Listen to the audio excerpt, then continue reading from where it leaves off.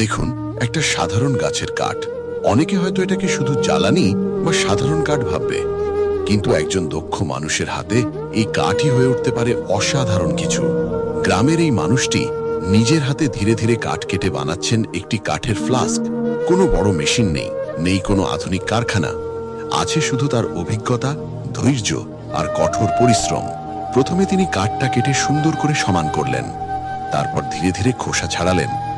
এরপর শুরু করলেন সবচেয়ে কঠিন কাজ, কাঠের ভেতরটা নিখুঁতভাবে ফাঁকা করা। চারদিকে উঠছে কাঠের গুঁড়া, কিন্তু তার হাত থামছে না। ঘন্টার পর ঘন্টা পরিশ্রমের পর একটা সাধারণ কাঠের টুকরো ধীরে ধীরে হয়ে গেল সুন্দর একটি কাঠের ফ্লাস্ক। এটাই গ্রামের মানুষের আসল প্রতিভা। পরিশ্রম আর দক্ষতা থাকলে সাধারণ জিনিস থেকেও অসাধারণ কিছু তৈরি করা যায়।